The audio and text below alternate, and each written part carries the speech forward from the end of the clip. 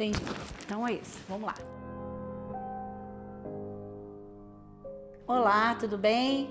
Vocês que têm me acompanhado, hoje eu resolvi começar a contar um pouco mais da minha história para vocês. Como vocês já sabem, sou a doutora Luísa Peixoto e resolvi contar um pouco mais da minha vida, que a minha vida não é só o que vocês têm visto nas lives, o que vocês conhecem.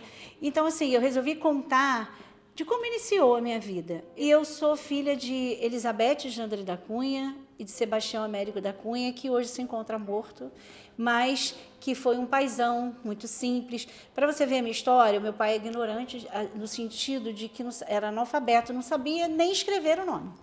E minha mãezinha estudou muito pouco, só alfabetizou.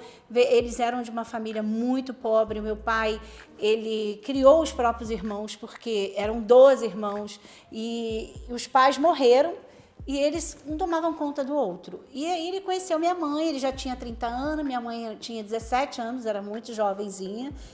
E daí eles tiveram 7 filhos. Foram 4 mulheres, né? Eu tenho, na verdade, a mais velha Eliana, Elaine, veio eu e depois a Lurdinha. E começaram a vir os meninos, um pouco mais novo, que é o Marcos, na verdade o Elias, Marcos e o Renatinho. Então somos 7. E aí foi uma vida. Eu posso falar um pouco da minha infância, que eu sei o que é não ter e o que é ter hoje. Então, assim, na minha infância nós tivemos muita dificuldade. Meu pai, ele era servente, uma vez caiu da obra, e aí ele ficou incapacitado para aquele trabalho e começou a vender picolé, vendia pirulitos. Muitas pessoas conhecem ele, porque eu nasci, esqueci de dizer, na cidade de Nova Friburgo, eu sou friburguense, amo a cidade, né? Tenho residência lá também. Mas, e aí, o que acontece? Minha mãe trabalhava de empregada doméstica. Naquela época, a empregada doméstica não era valorizada, se hoje ainda não é, quiçá a época. Então, assim, e nós viemos de uma família muito pobre, sem pagar aluguel. Eu falava que nós éramos igual cigano. Estava num lugar, daqui a pouco estava em outro, estava num lugar, daqui a pouco estava em outro. Eu sempre fui uma filha que, eu posso dizer assim, eu sempre tive liderança entre meus irmãos. Isso era uma característica que às vezes eu nem queria. Mamãe às vezes brigava comigo, você para de mandar nas suas irmãs, e que não sei o quê. E assim, porque realmente eu tinha essa liderança. E eu falava com elas, você vai fazer isso, você vai fazer aquilo. E desde pequena, minha mãe me conta que eu sempre falei muito, eu conversava com as minhas bonecas, eu arrumava todo mundo, e eu dava ordem em todo mundo. É uma coisa assim que, no sentido, bom, eu estava sempre liderando uma brincadeira entre os amigos, entre os irmãos, mas assim, eram brincadeiras assim, das mais loucas possível, que era só roda, nós não tínhamos quase brinquedo. Você vê, eu fui ter televisão, hoje eu tenho 52 anos, faço 53 anos esse ano, eu nasci no ano de 67, nós não tínhamos nada, mas nada mesmo. Tínhamos cama. Eu me lembro quando a gente teve a primeira geladeira, para você ver como nós éramos de uma família muito pobre. E a primeira televisão, eu já tinha 11 anos de idade. Parece que já se passaram séculos, mas não. Porque realmente nós éramos muito carentes.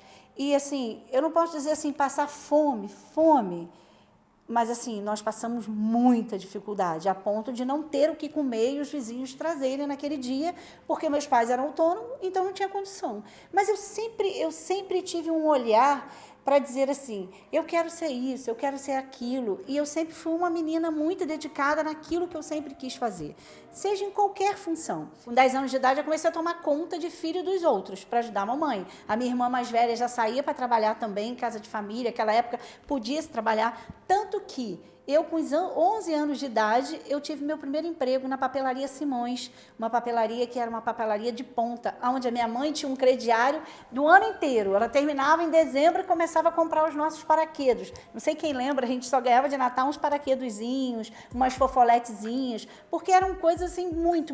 E assim mesmo, a minha mãe só fazia isso porque ela podia pagar em 50 vezes. Eu me lembro que um dia muito marcante foi quando meu pai e minha mãe tiveram cachumba. Naquela época, os dois estavam com cachumba, ela incha, né? Então, ela tem que ter repouso. Meus pais repousaram em casa, não podia fazer esforço nenhum.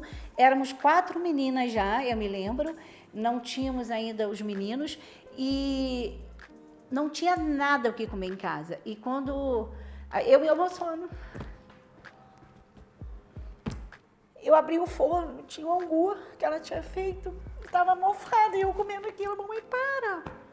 Aí uma vizinha, acho que eu ouvi ela gritando, veio lá e deu um prato de arroz com ovo, que aquilo realmente me marcou.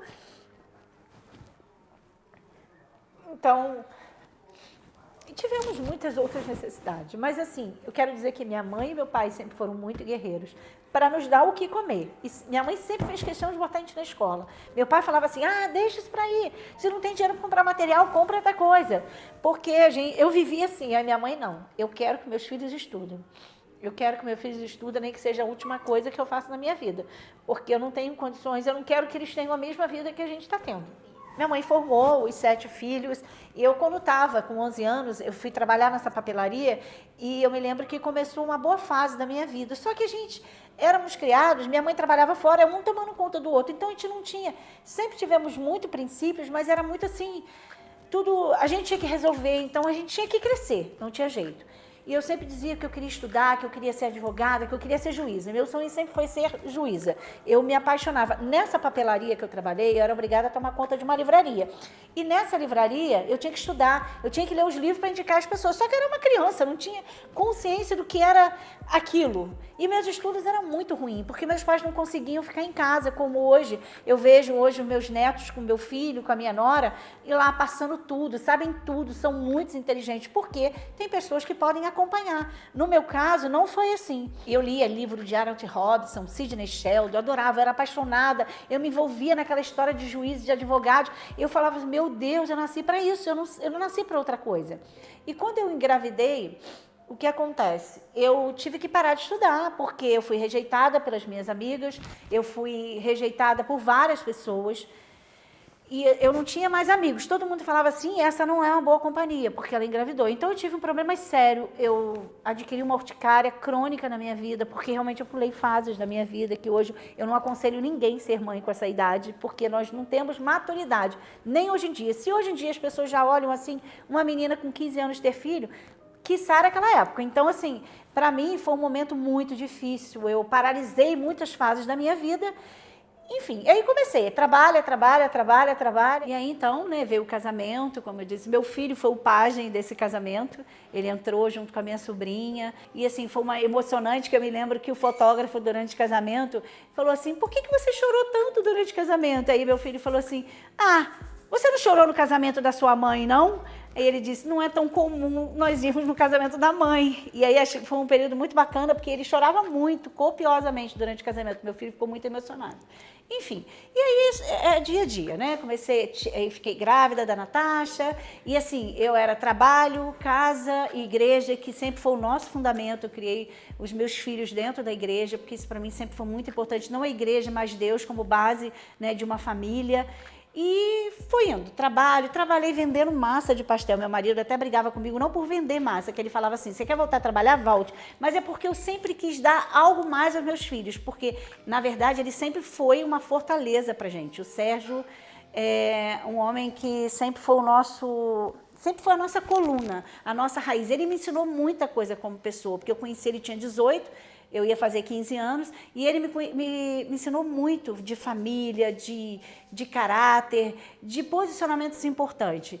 Fui trabalhei em posto de gasolina, fui caixa de um posto de gasolina, e o pessoal falava assim, nossa, você trabalha em posto de gasolina. Naquela época eram poucas mulheres, mas assim, eram dos amigos nossos lá em Conselheiro, da família Tuller, uma família conhecida em Nova Friburgo, e resolvi estudar, porque sempre foi uma meta da minha vida. Eu sempre gostei de estudar, eu sempre gostei de estar aprendendo. Para mim, aprender, eu acho que eu vou aprender até os últimos dias da minha vida. Foi então, eu tive a Lara, a Natasha tinha de 7 para 8, você vê a diferença de um filho para o outro, e a Lara nasceu, e eu morava já no centro, que eu já tinha mudado desse apartamento, que era em Conselheiro Paulino, que meu sogro me deu quando a gente casou, e durante essa residência lá, Sérgio construiu uma casa pra gente, no centro, na rua Santa Terezinha, em Nova Friburgo, próximo ao hospital. E aí estava lá, eu falei, filho, eu preciso voltar a estudar. Ele volta, só que a Larinha era um bebê ainda. Então eu voltei e terminei o terceiro ano, gente. Eu fui terminar o terceiro ano, eu acho que eu já estava com 29, não me recordo bem, entre 29 e 30 anos eu terminei e fiz um supletivo para terminar, porque eu sempre tive um sonho de ir para a faculdade, só que nunca teve faculdade de Direito, Universidade de Direito, curso de Direito em Friburgo, e o meu sonho era esse, eu não tinha como deixar meus filhos estudar fora, nem financeiramente, e nem tinha como, era impossível. E a faculdade de Direito é sempre uma faculdade que requer muito.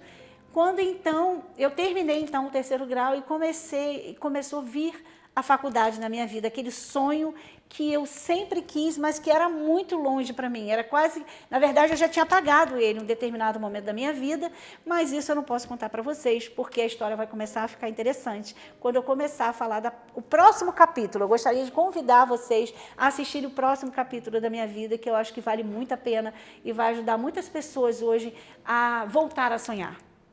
Então, que Deus nos abençoe. Até lá.